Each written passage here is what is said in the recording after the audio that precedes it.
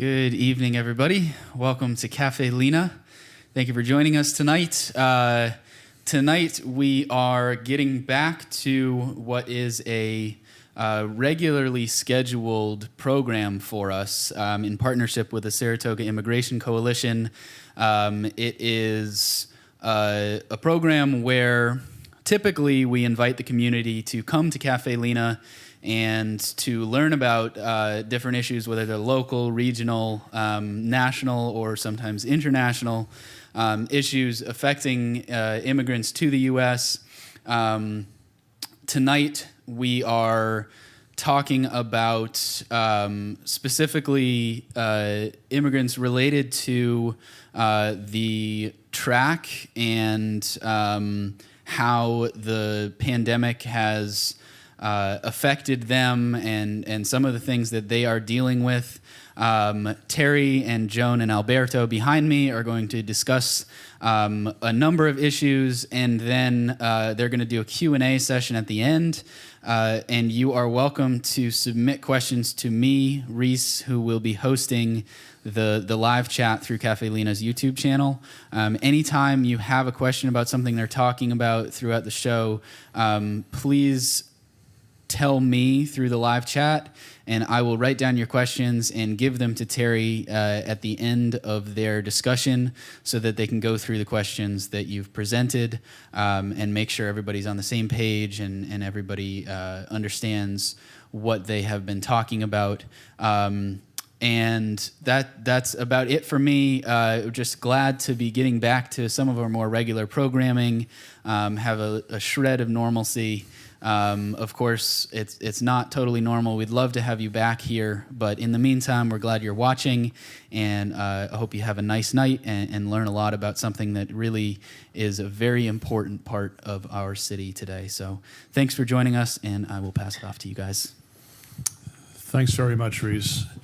As Reese said, I'm Terry Diggory. I'm one of the coordinators of the Saratoga Immigration Coalition, and on behalf of the coalition, I just want to say up front, thank you to Caffè Lena, to Reese for being on hand here to host us, to Sarah Craig for continuing what, as Reese described, has been a really, I think, fruitful collaboration between the Saratoga Immigration Coalition and Caffè Lena.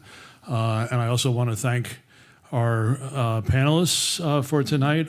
To my immediate left is Joan Odes, who is the Immigrant Services Manager for Saratoga County EOC, the Economic Opportunity Council, and Alberto Matos, who is the Assistant Chaplain for the Racetrack Chaplaincy of America at Saratoga Racecourse, and also does ministry for among immigrants through his affiliation with the Living Waters Church. So as Reese said, we'll certainly be dealing with immigrants at the racecourse, but we'll also have a wider focus, and we're really talking about immigrants in the community. I like to use the phrase immigrant members of the community rather than the immigrant community, because I think we're all one community. And one thing that Saratoga Immigration Coalition wants to try to lift up for that community is the fact that we are diverse, we're all neighbors, and we want to understand what our neighbors are going through at this very difficult time during the pandemic of COVID-19. Although, of course, as we know from listening to the news, that the pandemic is also exposing some underlying problems for our society and for this community that have been there for quite a while and are only being, in a sense, highlighted by COVID-19. As Reese said, you can post a question in chat while we're having the conversation, but we're just going to start out with having some conversation among the three of us. I hope that will stimulate some questions for you, so please remember to post them in chat. So I thought we could lay the groundwork just by talking a little bit about who makes up the immigrants, the immigrant population in our community.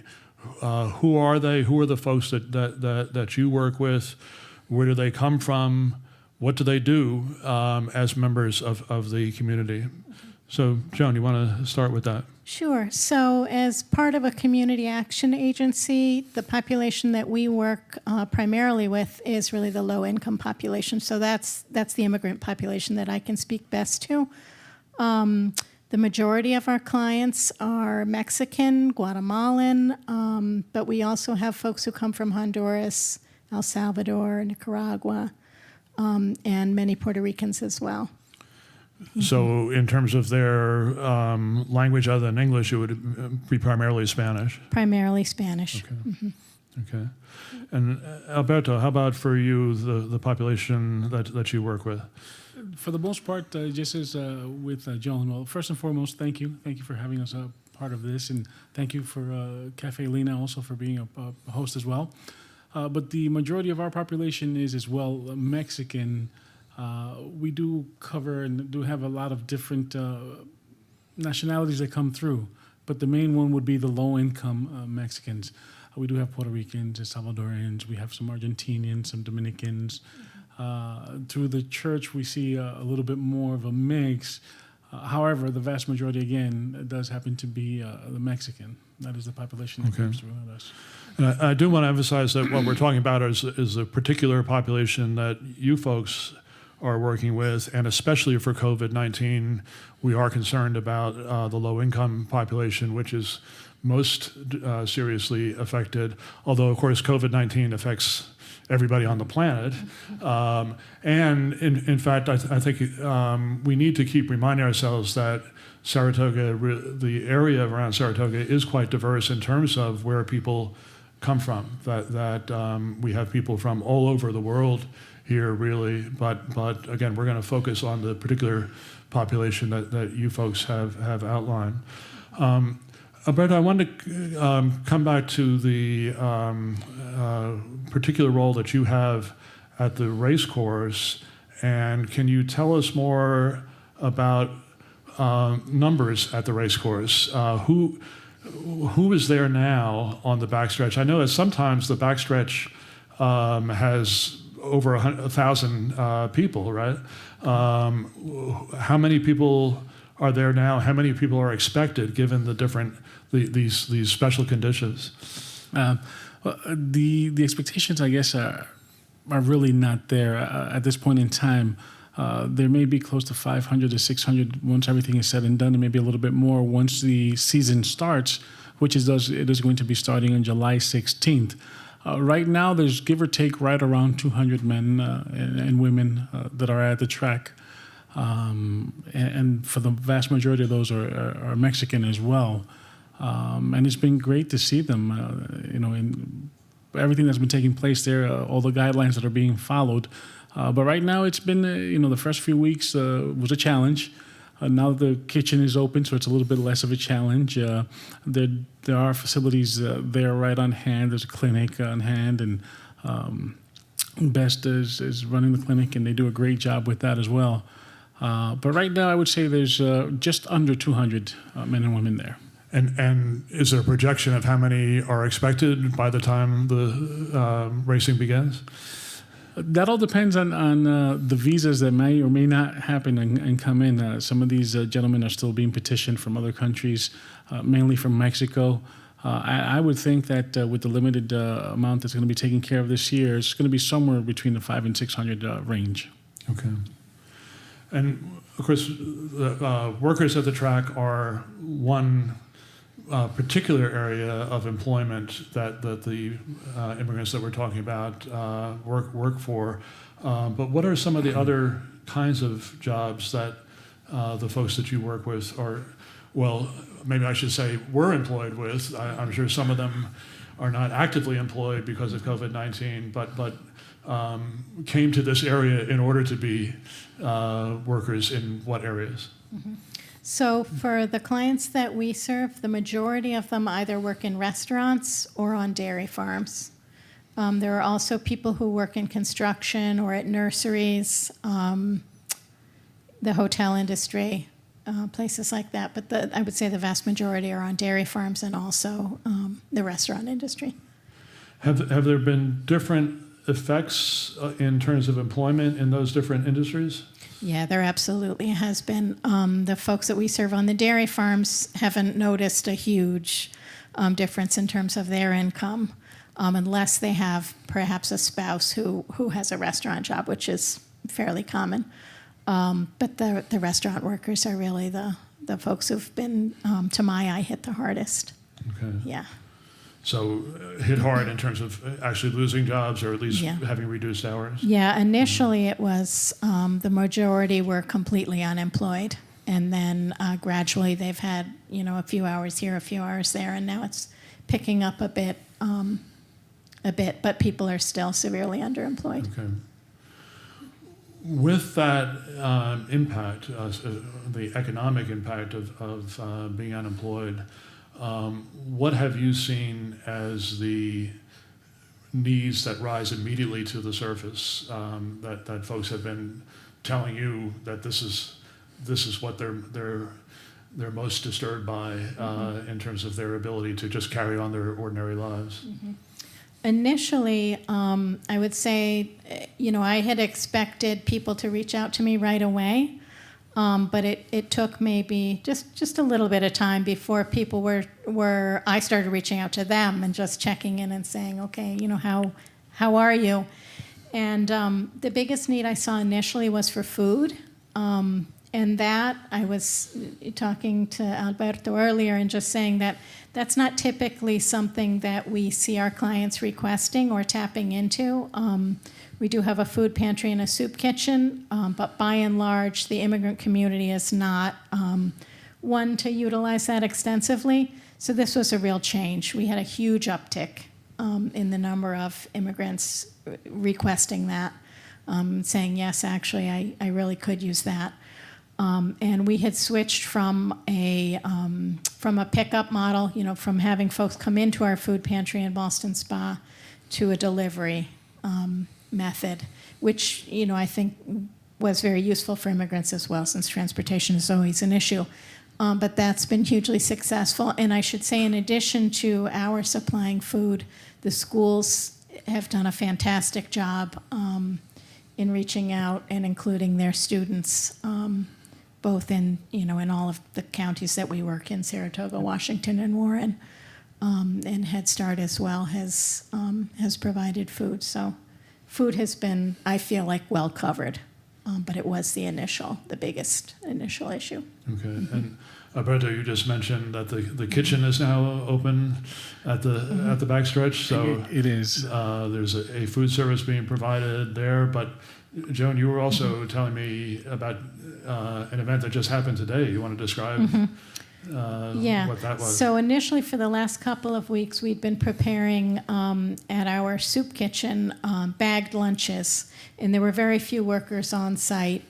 So we were distributing those sort of to tide people over until the restaurant opened up. But I should say the kitchen. The kitchen did open up. But today we began a program of distributing groceries so that it's actually healthy food from our food pantry, but actually from the Albany distribution, the food bank.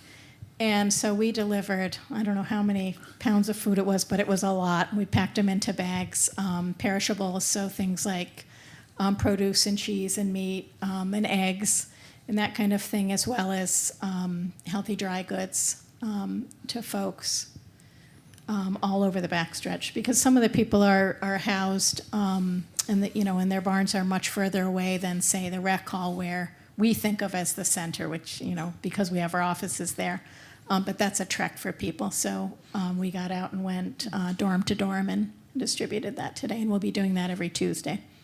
So. When we talk about the services that are being provided at the track, you're saying we, but I wonder for our audience if you can clarify what's the team there. There's a wonderful partnership really that operates. Alberto, do you want to describe that? The groups that partner together to offer services to the workers at the track. Most certainly. Actually, there's EOC is a huge part, and then there's also BEST, which is the Backstretch Employee Services team. And then there's the Racetrack Chaplaincy of America, New York Division, which is what I'm part of. And so we all kind of mesh together and talk with each other and have regular meetings as to what we're going to do and how to do it and what are the needs and what are the different areas that we can cover.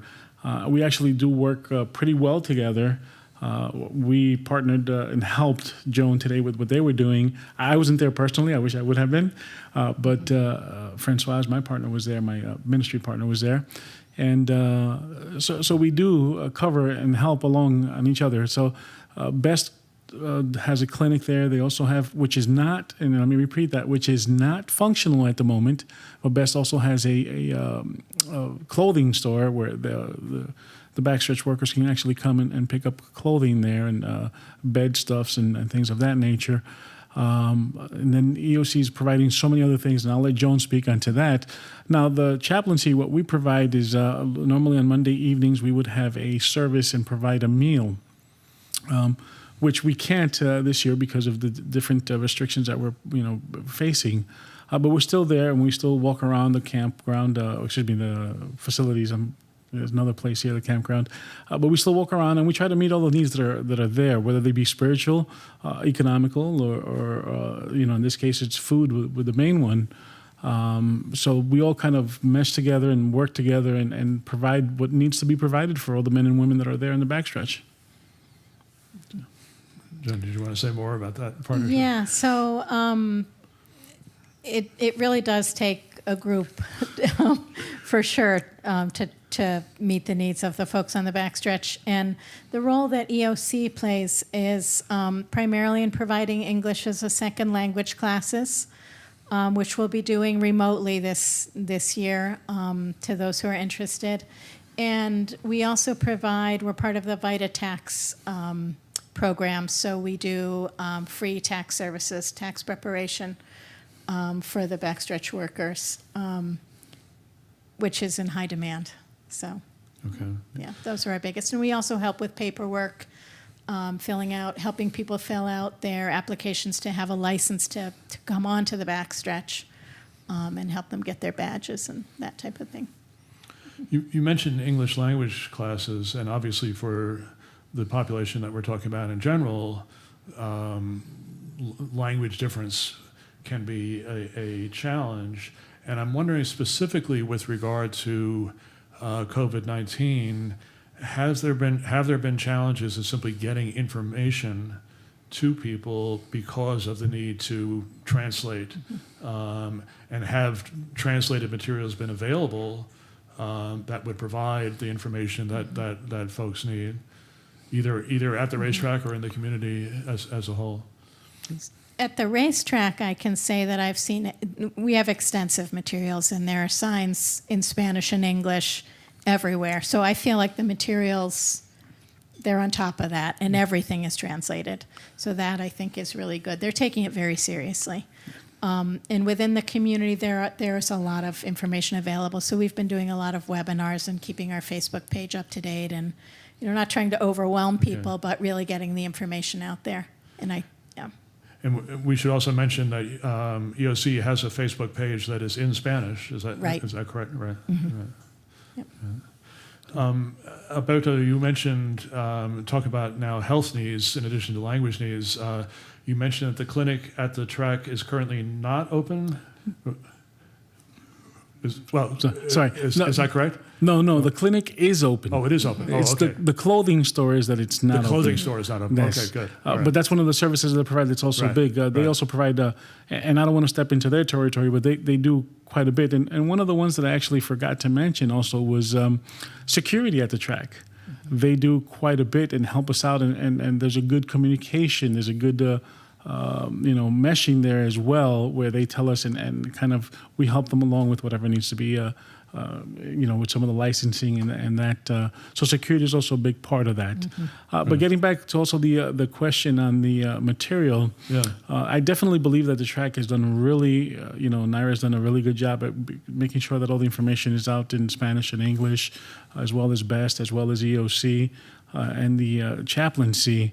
On the community side of it, I saw a little bit more where it might have been lacking a little bit more, especially coming from the schools. Some of the moms, definitely quite a few moms, we've gotten some calls that, hey, we're getting all this stuff for our kids and it's coming in English and we're expected to help them, but yet we can't because we don't understand the language. Whereas, wherever I got involved, I kind of made that aware and I did some emailing back and forth and that did change and correct some of that. But I think that's one that could have been improved a little bit on that end. So, Joan, I know that you've been working with trying to help Yeah. as liaison with the schools. Yeah, You want to you talk know, about that as well? We've always worked closely with the schools, but with the remote learning, it became even more. Yeah, I mean, it's tough. It's really tough is. because the language barrier is huge. Initially, there was, difficulty in getting people internet connection and then getting them their devices and helping those get set up and working. And I feel like the schools went all out in trying to make that happen, but that doesn't mean that it happened instantly. Yeah, It was huge.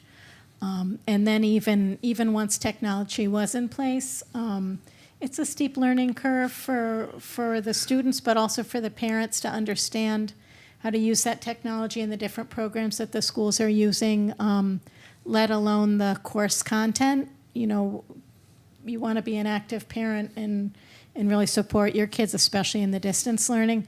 It was tough. And I have to give a real shout out to the English as a second language teachers, because I'm sure Alberto has seen as well, above and beyond, and they really are the bridge that makes it possible for immigrant students.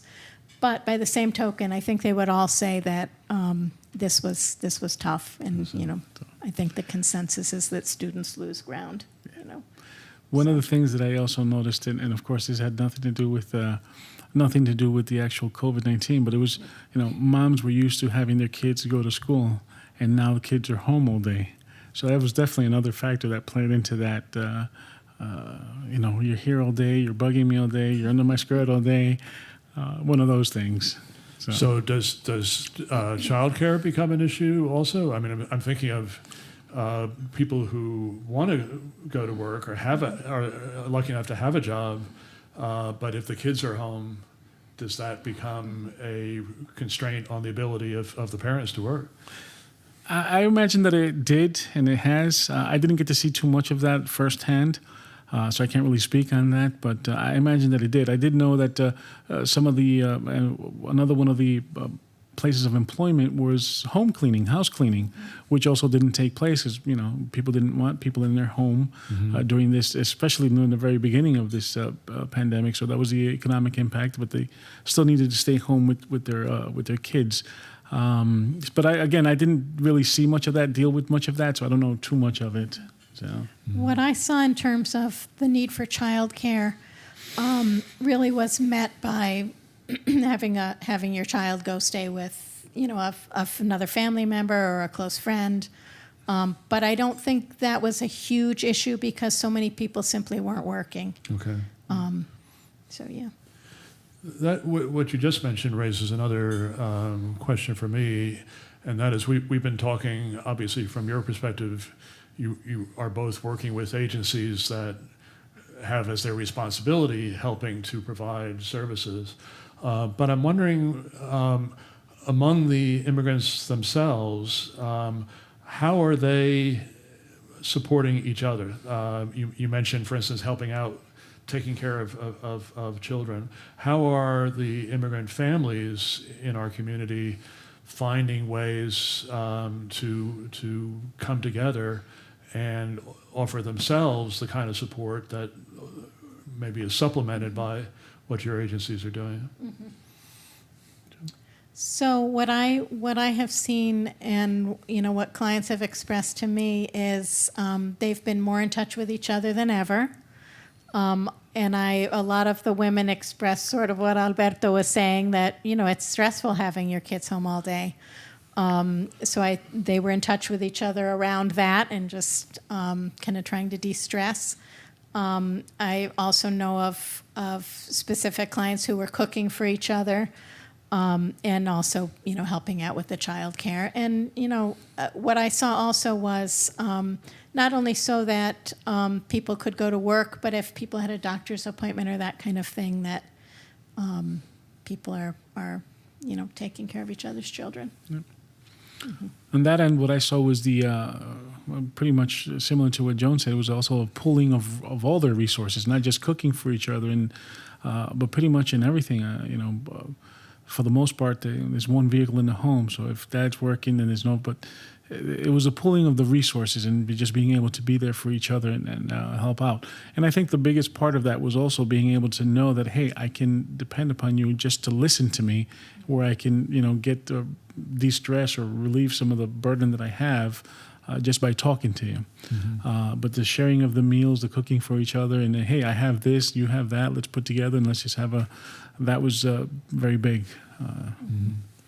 And I think, I would add that I think goes on year round, regardless of whether there's a pandemic or not. That's pretty typical. And the sharing of, economically as well. Oh, I happen to have money right now, you don't. There's a lot of reciprocity that goes on, with money as well. Mm-hmm. So. Is that another area where there may be a difference between workers on the farms and workers in the community as a whole? I'm thinking of the farms as sort of natural community units where several families probably live together on the same property, whereas if you're not a farm worker, if you're a restaurant worker or something like that, you're out there in the community. Is it harder to establish those kind of bonds that we've been talking about, or is that not a challenge? I don't think it's a challenge. It's definitely not, no matter what you're doing for work or where. I don't know. It's something about the culture. I guess mainly with the Hispanics. Once another Hispanic, we want to love on them, we want to embrace them, and basically we become family almost immediately. So I don't think that was a challenge as far as different industries now. Maybe a little bit more so with cultures. Maybe more so with the Mexicans, and maybe more so with Puerto Ricans or Dominicans, or. But still, even those nationality barriers don't really exist there. Mm-hmm. So. Yeah, and I think exactly that. And most people know most people. You can't say everybody knows everybody, but pretty much. Uh-huh. Clients that I think of as completely separate, maybe geographically, or maybe they're from a different country, but sooner or later I hear a name and I think, oh wow, they know each other. Yeah. Okay. Yeah. We've been talking so far about the economic and maybe we call them the cultural effects of COVID-19, but obviously COVID-19 is a disease and has health effects as well. And one of the signs of structural inequality in our country that I was mentioning in the introduction has been the reporting that is especially low-income populations, people of color that have been disproportionately affected by getting the COVID-19 infection. Has that been at all evident among the folks that you've been working with? That is, have you noticed people who have been infected? Do you know of people that have been infected? Does it seem to be a greater rate of infection among the population locally? I've not noticed any difference. I think we live in a beautiful area, great, and I think some precautions were taken, were put in place here. I've not noticed much of a difference in our area here, and to be quite honest with you, I don't know of anybody personally that is COVID-19 positive. I found out after the fact some people that were negative, but I've not had to deal with anybody that was positive at that moment when they were actually going through the sickness.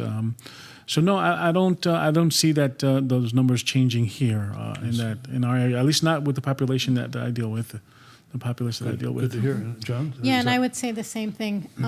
My only concern is that the access to health care is different than it is for much of the rest of the community. And so families will often, if they have U.S. citizen children, those children will have health insurance. But often if the parents aren't U.S. citizens, they won't have health insurance. And we really encourage them to apply for the Saratoga Hospital Financial Assistance Program, which is one of the most generous that I'm aware of. And so a number of our clients who do participate in that get regular checkups. They do the preventive care. But for example, single men, they're a little more. They're a problem no matter what. Yeah. But I mean, it often comes to an injury or really being sick before they speak up and say, actually, I think I need to see a doctor. And then it's time to figure out the financial assistance piece. Okay. But we really are very thankful for the Saratoga Hospital. Okay. That example brings up the willingness on the part of people to reach out to services that are available. And I don't think it's any secret in our country at this time that this has been a time when I think it's fair to say immigrants have been discouraged from reaching out for services. Of course, some services have been explicitly denied them, but other services are available that we're hearing, at least on the national level, immigrants may be reluctant to reach out for because they have the sense that the climate in this country has not been a welcoming climate. Are you experiencing that kind of reluctance on the part of people to reach out and seek assistance, or seek, in the case that you described, medical care when it is available? So what I have seen is that in terms of the medical care, I think that's more an issue of people being so busy, especially dairy farm workers, they work extensive hours, and transportation is an issue. So it's something that I think they don't prioritize because it's not easy to make happen. And then, you have to make the appointment, and that's going to mean you have to speak English, or you have to reach out to somebody that can make it for you. So it's not a simple thing. I would say that's a little less true of say, single guys who work in restaurants. But many of them haven't taken advantage of those services as well. But where I do see people kind of being a little skittish, even things like grocery shopping. I'll hear anecdotally from clients, that they've experienced being told, oh, stop speaking Spanish. You're in America. That kind of really hurtful experience is something that you don't forget the next time you go into that store. You're kind of like, okay, is this going to happen again? So, yeah. So, and in that case, it's not a government thing. It's just one individual to another relationship. Would you say that COVID-19 in particular has changed the sense of relationship between the immigrant members of the community and the community as a whole? I don't know. I want to say that for our area, I definitely want to believe that as a human that it has not. I'm pretty sure there has been instances where people may have felt that, they may have felt maybe discriminated against because of that. But I've not seen it. I've not come firsthand experience with any of that. Nobody's spoken to me about it. I mean, there have been some things, and I think I was mentioning that a little earlier, where there's a couple that I know that was working in a restaurant where things weren't working exactly the way they should have been. But I don't think that had anything to do with COVID per se. It was just, people wanting to do what they want to do regardless. So I can't say. I want to say that I want to have faith in our humanity here that it has not been an issue. At least I've not encountered it. Nobody has spoken to me about it yet. Again, I'm pretty sure that it has been. And maybe somebody else hasn't experienced it, but I haven't. Okay. John? Yeah, that's exactly what I've seen as well, and heard from clients. I haven't heard any instances of increased kind of negativity. Right. And I almost feel, and probably because of the field that I am in, I feel if anything, at least my clients are feeling more embraced by the community at large, because of things like the increased food deliveries. The Saratoga Immigration Coalition has made funds available for people who are in exceptionally difficult circumstances. Brew United has also done the same thing for unemployed or underemployed restaurant workers. And that's something that, I have wished I'd been able to, I have wished that it existed in the past, because there have been times when I've had clients who simply need money, that's what they need. So to be able to provide that, obviously on a limited basis, but really to provide that has been wonderful for me and even more wonderful for our clients. And they, I think they feel embraced. I think they feel supported and included, and that's really been wonderful. That gives us the occasion for a little commercial announcement here. First of all, I do want to remind our audience that you can put questions in the chat function on your screen. And also, I think you'll see on your screen that there's an opportunity to make donations. And those donations tonight will be shared between Caffè Lena and the Saratoga Immigration Coalition, and particularly for the coalition's emergency fund, which Joan has just mentioned. So that brings us back to finances, and I know because I've worked with you on helping to identify people in need for financial assistance, that in addition to the basic need for food that we've talked about, there have been financial needs in terms of ability to pay rent, ability to meet utility bills. A lot of these things, of that kind of thing, have been put on pause during the height of the COVID crisis, but now we're beginning to come out of this period of pause. Do you anticipate that at least that the financial need is going to continue or perhaps even increase as we get into this period when, okay, now you do have to pay the rent, or now the power is going to get cut off if you don't pay your utility bill? I do. I absolutely do. And folks that did avail themselves of that financial assistance that was available and is available, I had the conversation of, now you do realize you don't have to pay your rent right now, but the response was always, but I'm going to sooner or later. Like they didn't want it to accumulate because they knew that they'd have their head underwater. So definitely, but that says to me too that I'm sure there are folks out there that we haven't reached that are really going to be in need when it comes time to be paying it in full. One of those other needs that you didn't quite mention, and it might not be a need as you and I may understand it or see it, is many of the folks that come from other countries have responsibilities back home as well. So not only do they pay their rent and their electric bills and all the utilities that they can, but they also do something that they either send a box back home with some food stuffs, or they send some money to help with the family and the responsibilities that they've left behind in their countries. So I do, just as Joan, I do anticipate those needs to continue or maybe even increase a little bit now.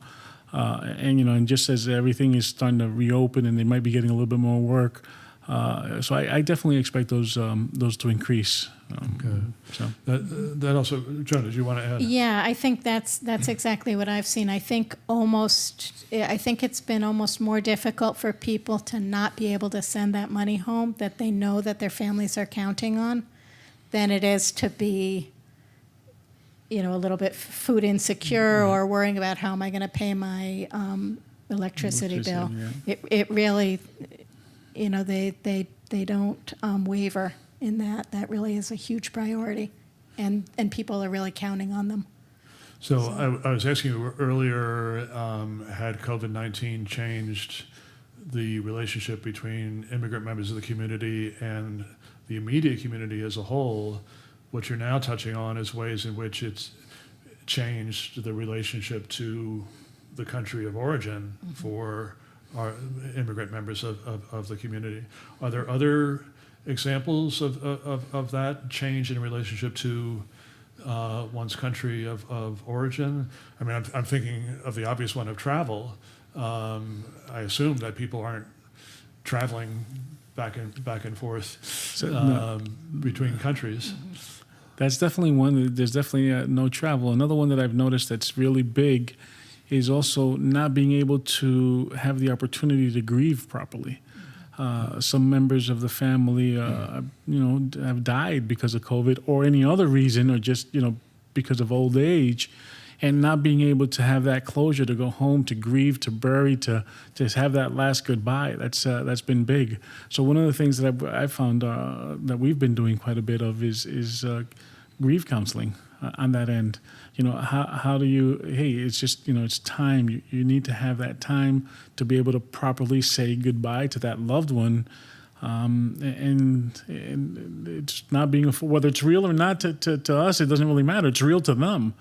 So they can't go back home. They can't go bury grandma. They can't go, and that's real. And so not having that sense of being able to have that closure and grieve properly, that's we find that's been a big issue there. Mm-hmm.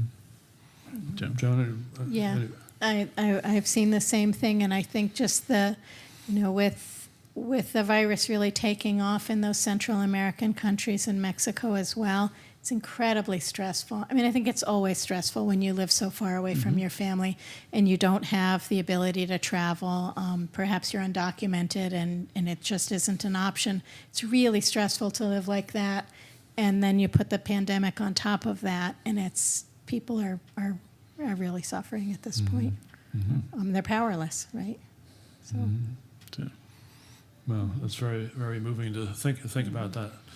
And of course, it connects with what people in general in the community have been feeling. But again, what you've just pointed out is a special impact for our immigrant neighbors. One of the aspects of the social system that we've only touched on so far is, you mentioned undocumented people, the legal system. And immigrants, whether they're undocumented or documented, they have contact of various sorts with the immigration system. And I'm wondering what that's been like under COVID-19, how it has changed. What have your experiences been with the folks that you've been working with? Well, on my end, we happen to have the, I guess it's the blessing that Chaplain Humberto is actually a immigration lawyer. So anybody that comes to me with that, I direct them to him because he does have the capacity. He's an immigration lawyer.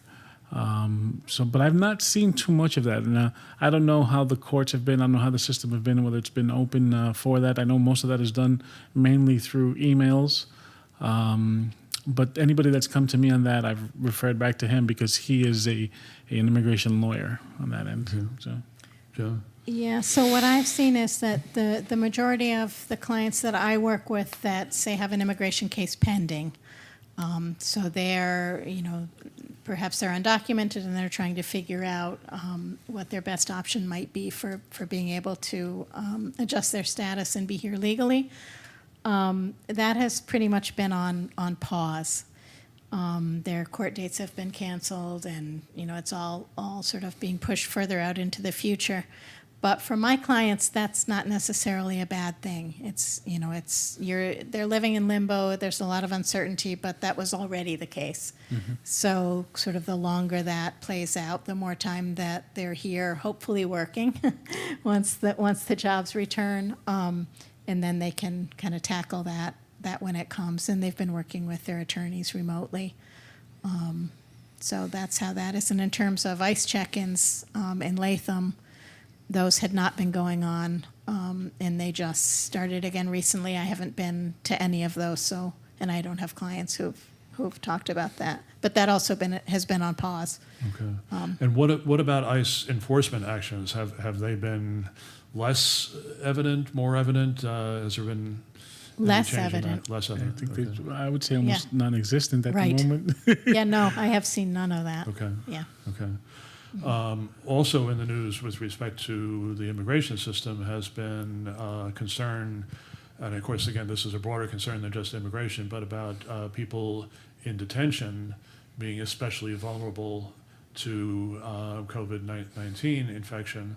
And of course, the immigration system has its own detention system. Have people that you've been working with been concerned for loved ones who are perhaps in detention and the circumstances that they're living in? At the moment, I don't have any clients who are detained in the federal detention system, but I do have a couple clients who have family members who are in county jails, and they are very worried. And I also have clients who somebody actually who will be released and probably will go to a federal detention center before being sent home, and that's a big concern with family. Absolutely. Okay. Yeah. I've not seen anyone. I'm pretty sure it is a concern, but I don't have anybody that I've dealt with firsthand that has anybody in a detention center or family or anybody. So. Okay. I wonder if you think this would be a time when we can ask Reese if he's got some questions. Reese, have we received questions? Magically, he appears. Thank you. Okay. Where should someone look to find ways to support the organizations involved with immigrant members of our community? I guess it depends on the type of support. Of course, EOC is always open to receiving financial support, but we also rely heavily on volunteers. So we rely heavily on volunteers for food distribution, especially now when it's not when you don't just come into the pantry. We rely on a lot of volunteers for that. We rely on Vita Tax volunteers, English as a second language volunteers, which right now, as I said, is being done remotely for community members, but that can be as easy as a telephone, conversation with somebody. And food delivery, you mentioned. Food delivery, earlier. exactly. Yeah, Right. yeah. With us, it's a little bit difficult because now volunteers are not being allowed onto the track. So it's definitely, monetary donations would be great to the Racetrack Chaplaincy America. But one of the things on a more of a, not through the track, but through the community, maybe being able to pick up some a family member and take them grocery shopping. A lot of our clients have limited vehicles in the homes, and if dad's working, then there's no vehicle. But maybe being able to pick up mom and taking her to the grocery store, whether it's Walmart or Hannaford or Price Chopper, wherever it may be, that would be another good way. And then of course right through you. Okay. Well, yes, the Saratoga Immigration Coalition has been operating, although itself is now operating under reduced circumstances because of the need to keep people safe with COVID-19. But one of the things that our transportation program has done, going back to food delivery, is to supplement the kind of food delivery that EOC has done. So that rather than taking people to a grocery store, it's possible for people to make requests and then to get those items delivered. So let me just mention to represent the three of us here. It's always hard to write down email addresses and websites, but actually the Racetrack Chaplaincy website is very easy. It's Racetrack Chaplaincy of America, New York. So it's the letters rtcany.org. Yep. rtcany.org. You can go to that and find out ways to help out with the chaplaincy. The EOC website is saratogaeoc.org. Again, easy to remember. And the Saratoga Immigration Coalition has an email address. It's a Gmail account, and it's just Saratoga Immigration, one word, at gmail.com. So any of those contacts, if you are interested in volunteering, finding out how you can help out. The Saratoga Immigration Coalition Emergency Fund has a GoFundMe page. So if you go to the GoFundMe website, you can also find, just search for Saratoga Immigrants, and you can find that page. So let's look at another question. Can you talk about a more long-term outlook on the impact of COVID-19 on Saratoga as a destination for immigrants coming to the U.S.? Interesting question. So is this going to change the way people think about the U.S. as a destination? What do you think? The U.S. or Saratoga in particular? Well, this says U.S., but I think we could narrow it down to Saratoga if that's what you would feel more comfortable with. I don't see it. No. I don't. I mean, I think, you know, if we were to be hit particularly hard, sure, it would change things for a while. But I don't think overall that it, you know, that it will have a chilling effect. As a whole, if I'm not mistaken, the governor actually spoke today about you know, some of the restrictions, making sure that you put yourself in quarantine. Now, of course, that's all on a self-imposed. I can speak on the track side that I know that anybody that's coming to work at the Saratoga racetrack that is coming from a different state is mandated to be in quarantine, and we're actually taking the steps to ensure that they are self-quarantining, and we're helping them do that. So I can attest that their track is actually doing that. So I don't see much change on that end. But then again, we can't really speak for the vast majority of everyone else coming to the area if they don't follow the quarantine, you know, restrictions and regulations that are in place at the moment. Okay. So. Another question. Is there anything the city itself, and I take it this means the city government, could be doing to better support the immigrant families in our community? Joan. I guess the sort of that perennial problem of the cost of housing, you know, that's a huge issue for So affordable housing. affordable housing. Absolutely, yeah. Right. I would have to second that one. The affordable housing, and of course I know this is not possible everywhere, but maybe the possibility of having a system in place to be able to speak your native language, whether it's a dial-in system or have somebody that's available that can speak, you know, so you can relate and be able to understand and communicate more effectively. Mm-hmm. Mm-hmm. So in various city offices for the interaction with immigrant members of the community, to have people who can speak in different languages. We've had some conversations actually with the police department about that, and I know Chief Crooks has said that he would very much like to hire bilingual officers, and has found it difficult to do, but I know that is I guess it's fair to say on their radar when you're talking about police. But it is a concern that I think has been heard. Another question: where can people drop off food donations? Can people drop off food donations? I guess is it accepted from private individuals, or is that I am not sure about that. I can say for sure that it can't be dropped off on the backstretch. Cannot. Cannot. Uh-huh. Right.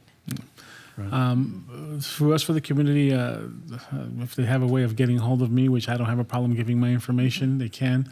I had a gentleman call me up and say, "Hey, meet me at BJ's," and he went crazy and bought a bunch of stuff, and we did it that way. So yes, food donations are definitely welcome, preferably non-perishables, because then there's not that time constraint. But when it's appropriate and you let me know, I have no problem giving my contact information. Okay. And the Living Waters Church that you're affiliated with has been running a food program. Yes. Right? Do you want to just describe that? Well, sure. When the pandemic hit, now we've had a food ministry in our church for the last, I've been there for 11 years, and ever since I remember, it's been there. And we shut it down for momentarily a few months before COVID.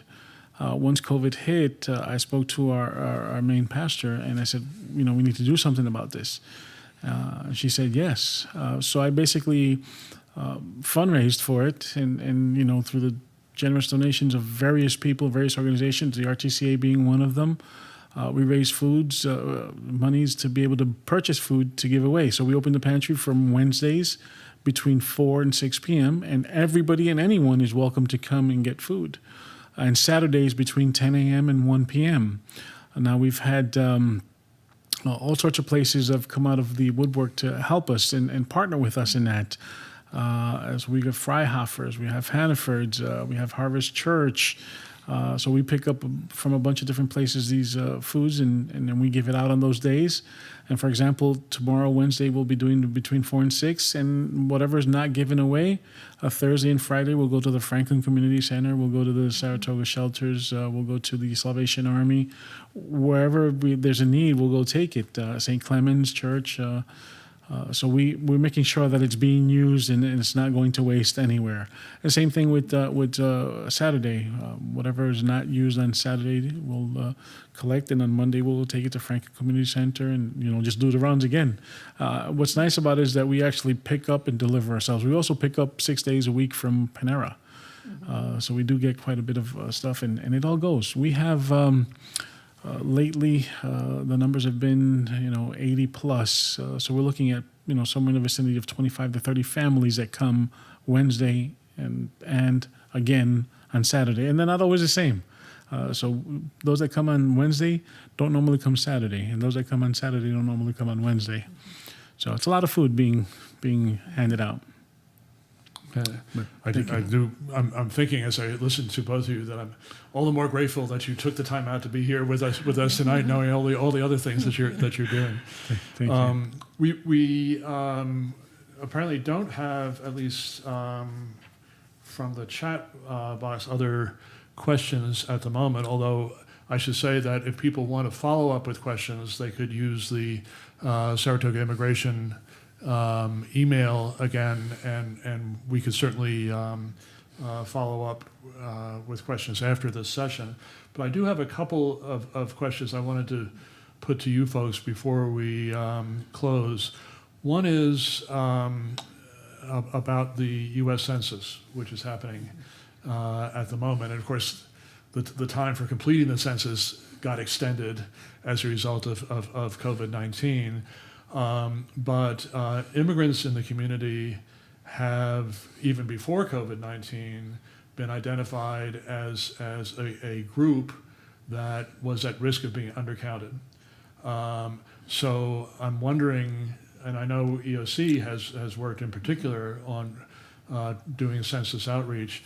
I'm wondering what that's looking like. That is, has the message gotten out to our immigrant neighbors that this is really an important thing to participate in the census? Do you think there's still a risk of undercounting?